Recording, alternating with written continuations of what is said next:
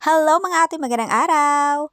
And welcome sa aking mini vlog. Ako nga pala si Ate Ping, ang inyong home baker. Tara, samahan niyo ulit akong gumawa ng cake. At ngayong araw ay para sa birthday naman ang gagawin natin na cake. Two-tier cake nga din ito. At unicorn design naman nga ang gagawin natin cake ngayong araw. At syempre, yun ang request ni client. At syempre, inuna muna natin yung nasa baba ng cake. Ito yung first tier ng ating cake. Kung napapansin niyo ay hindi ko muna inilagay ang pangalawang cake. Gagawin at tatapusin nga muna natin itong first tier ng ating cake. At saka natin ipapatong yung pangalawang cake natin. Sinusubukan kasi natin dito kung saan tayo mapapadali sa paggawa ng ating cake. Minsan kasi kung nakikita nyo ay pinagpapatong-patong na natin ang ating mga cake at saka natin ito nilalagyan ng mga icing.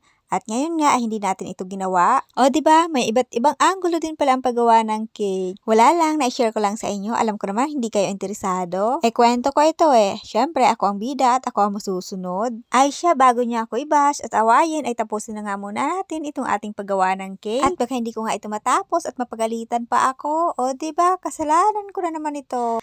At sa wakas natapos na nga yung ating first tier ng ating cake. At ito naman yung pangalawa nating ginagawa. Ito yung ating second tier. Ito yung papatong natin doon sa una nating ginawang cake. At para nga sa akin ay mas madaling gawin yung ganito. Bukod nga sa ipapatong mo na lang ito ay napakinis na din natin. Kaya naman napakadali na lang nitong gawin. Yun nga lang, pahirapan sa pagbubuhat nito sa paglagay. Kailangan mo kasing ilagay sa gitna para magandang tingnan. At bukod nga sa kailangan ng ilagay natin ito sa gitna at mabigat din ito, kaya very risky nga ito.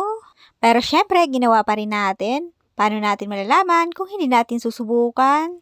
At ayan na nga, natapos na nga natin itong ating unicorn cake. At maraming salamat po sa nag-order nitong cake. At sana po ay nagustuhan niyo po ito.